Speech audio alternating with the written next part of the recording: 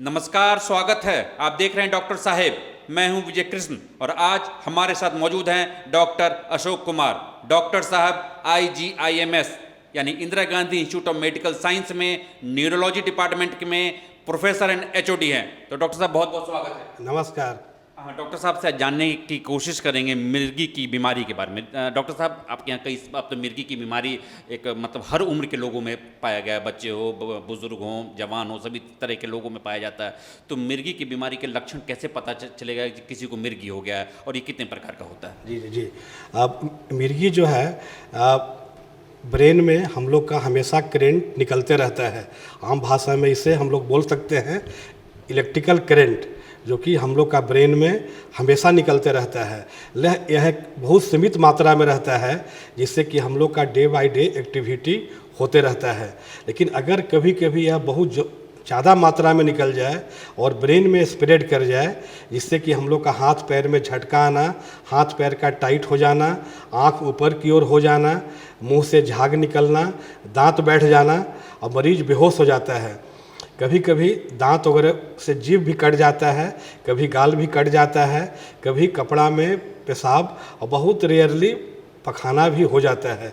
यह सब मिर्गी के लक्षण हैं जो अमूमन जनरल पब्लिक और सब लोग को मालूम है। लेकिन कुछ कुछ प्रकार ऐसे हैं जो हम लोग गार्जियन को बताते हैं कि बच्चों में ध्यान देना चाहिए, और ख़ास करके स्कूल टीचर। कभी कभी बच्चे पढ़ाई कर रहे हैं, स्कूल में लिख रहे हैं, हाथ से कलम का छूट जाना, कभी सुबह ब्रश कर रहे हैं, हाथ से ब्रश का अचानक झटका चले आना, गिर जाना, और कभी अगर बच्चे स्कूल में गिनती गिन रहे हैं 1 2 3 4, फिर रुक जाना, फिर 5 6 7, मीन्स जहाँ वो रुका था वहाँ से स्टार्ट करना। मीन्स मरीज बीच में बच्चा साइलेंट हो जाएगा, लेकिन जहाँ रुका था वहाँ से स्टार्ट करना। ये भी एक मिर्गी का लक्षण है, जिसे हम बोलते हैं अब्सेंस एपिलेप्सी। बिकॉज बहुत सारे बच्चे आते हैं कि सर हमें स्कूल में बहुत मार पड़ता है, हम कुछ बोलने के टाइम में बीच में रुक जाते हैं तो टीचर मार देता है, और कभी कभी उस समय बच्चा का आँख भी मटमटा जाता है। यह सेकेंड भर के लिए होता है, तो इसे बोलते हैं अब्सेंस एपिलेप्सी। तो यह गार्जियन का काम है। अगर कभी बच्चा को सुबह में हाथ पैर में झटका आना, हाथ से ब्रश छूटना, सामान गिर जाना, स्कूल में पेन गिर जाना, बैग छूट जाना, कभी बोलते समय बीच में थोड़ा देर के लिए रुक जाना और आँख मटमटाना, अगर इस तरह का लक्षण है तो उन्हें डॉक्टर के पास जाना चाहिए।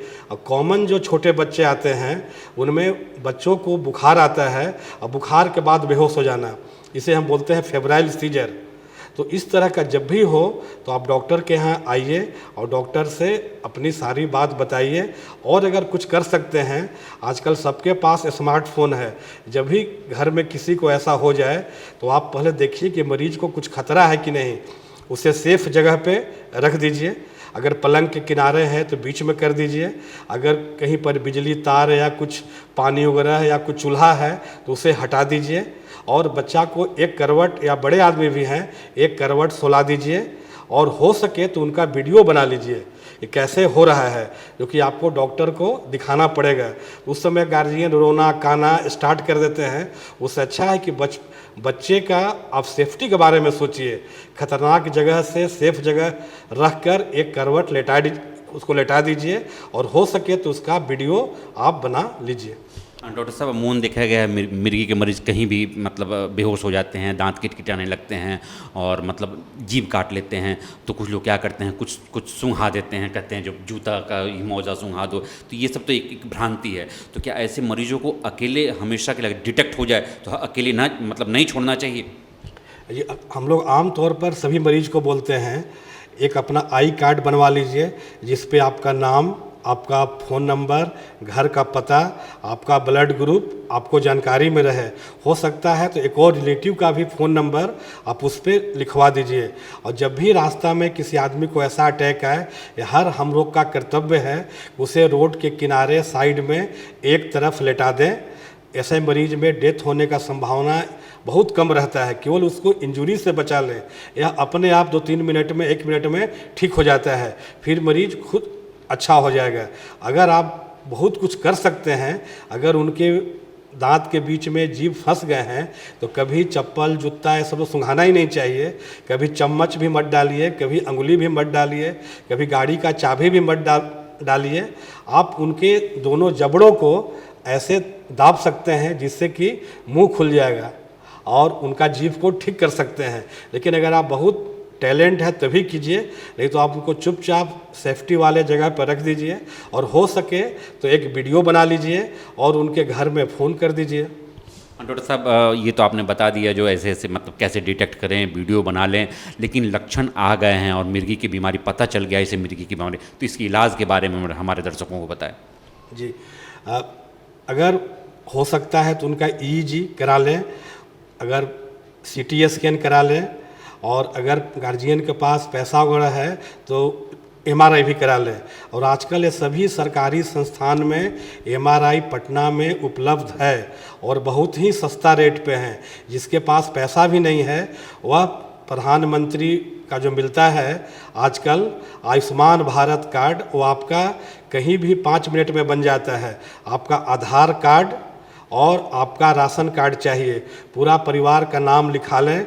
अगर वह कार्ड लेकर के आप किसी हॉस्पिटल में चले जाते हैं, जैसे मेरा हॉस्पिटल इंदिरा गांधी आयुर्विज्ञान संस्थान ही है, पहुंचते के साथ डॉक्टर का अब काम है कि वह कैसे आपका पूरा काम हो जाएगा। 5 लाख तक फ्री है और सालों साल। तो जिनके पास पैसा भी नहीं है अब उनके पास भी बहाना नहीं रहा कि हम अस्पताल में क्यों जाके अपना पूरा टेस्ट नहीं कराएं। जांच करा लें। अगर आपका बुजुर्ग हैं तो आपका ब्लड जांच वगैरह भी ECG भी हो जाता है।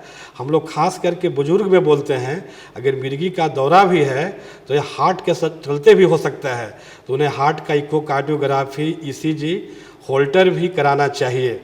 और इलाज का जहाँ तक हुआ तो डॉक्टर सब जांच रिपोर्ट देख करके लक्षण, इसका बहुत अच्छा दवाइयाँ आ गई हैं, कैसे क्या इलाज करना है वो डिसाइड करेंगे। हाँ, डॉक्टर साहब अभी बता रहे थे मिर्गी की बीमारी के बारे में।